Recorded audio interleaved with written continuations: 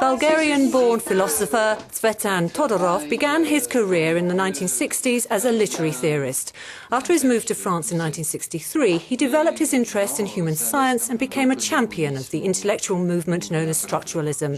He's published more than 30 books, including the celebrated Fear of Barbarians, and now he's been awarded the prestigious Asturias Social Sciences Prize. Euronews caught up with him in Paris.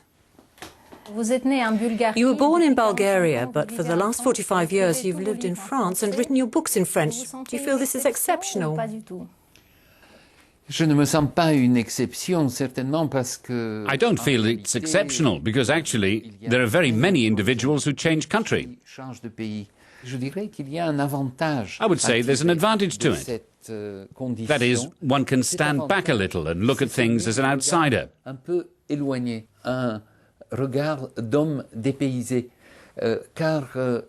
Normally, we take in our beliefs and traditions with our mother's milk and what we learn at school. It's normal, it's natural. But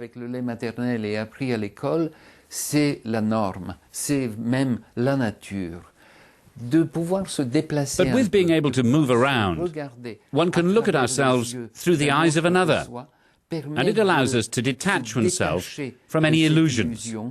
I think the European Union has created the best conditions for carrying out this ideal. In your books, you support the idea of puissance tranquille, which translates into peaceful power, something which the European Union should embody. What do you mean? I'm not a pacifist at all. I don't reject the use of military force. The European Union is protected by NATO, which is dominated by the US government.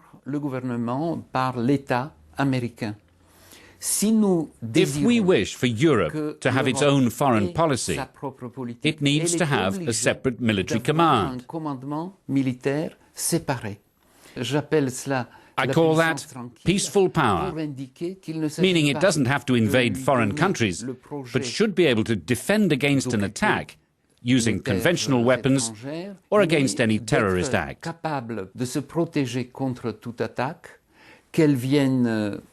Par terre par des moyens conventionnels ou que ce soit des actes terroristes. You were against the NATO bombardment of the former Yugoslavia, saying that instead of the bombs, Europe and the United States should have invested. Kosovo's unilateral declaration of independence, how does that sit with you?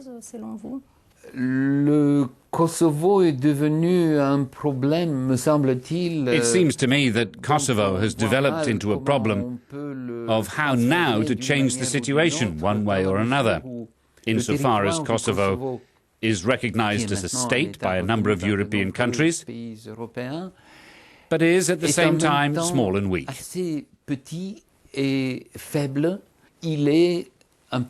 It's a non-stop drain, first on the UN and now on the European Union. I don't think the EU's objective is to support tiny pockets of non-states. I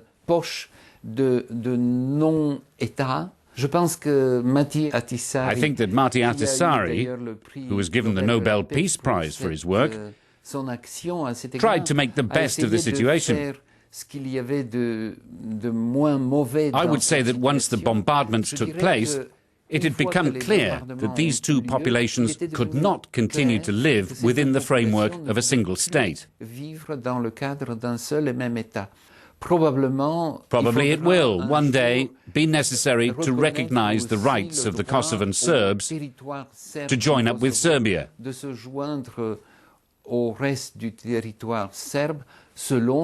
Ironically, according to the same principles of the ethnic cleansing, the bombing was supposed to stop. You write that Turkey could join the European Union because it's a secular state which could join a secular union, whereas Russia could not because it's too large in size and population. How far do you think the borders of the enlarged union should go? Je ne peux pas imaginer l'Union européenne comme une union I can't imagine the European Union as a union open on all sides. I think that would be a different setup of nations, which is not the object of the European project. effectivement, la Russie qui va de And indeed, Smolensk Russia, à which Vladivostok, extends from Smolensk to Vladivostok, beaucoup trop grand is pour much qu'on too imagine large for one to qu'elle imagine fasse it partie eventually being in the European l'Union Union, européenne un jour, bien que although la the Russian culture culture is russe deeply est impregnated profondément with Western imprégnée European cultures. d'interférence avec la culture de l'Europe occidentale. Cependant, la Turquie pose problème. But Turkey dans la poses a mesure où, problem to the extent si elle that faisait if it partie belonged to de the l'Union European européenne, Union, la frontière the européenne European border would be serait, linked with Iran, Iraq liée and Syria. à l'Iran, l'Irak et la Syrie. Et je crois que ce sont, I think alors, these du states coup, have des regimes États aux and régimes et aux populations populations much too different beaucoup from trop those of the différents European de Union l'Union to européenne envisage pour qu'on bringing them puisse même closer. envisager une plus grande proximité. Je dirais que ce qui I would est say dans that what is in the real l'intérêt interest of européen, Europe is to have c'est good avant neighbours. tout d'avoir des bons voisins. And the best Les meilleurs neighbours are voisins states sont des which, at the États same time, are qui, à la close to fois, Europe sont proches but de not l'Europe, part of it. mais n'en font pas partie. Dans votre tout récent ouvrage, In your vous most dites que la recent peur work, des The Fear of barbares Barbarians, is the s'exprime fear of de something nous that threatens rendre to make us all nous-mêmes barbarians. This Est-ce que la notion of the notion clash du of choc des civilizations, civilisations is it est simply simplement superficial or harmful? ou nocive? La notion de choc des civilisations The concept of the clash of the civilizations is not understandable on any logical or scientific level because civilizations don't correspond to these blocks or impenetrable entities. The clashes don't take place between civilizations, but between states and groups of states. The conflicts today are not of a religious nature, like some say, but of a political one. It's not a problem of Islam.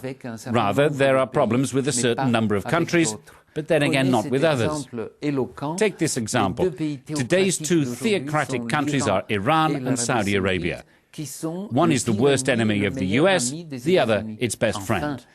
Lastly, it's fear of barbarians, because it's through fear that the most unacceptable actions are carried out. But if these threats exist in the abstract, they're not real.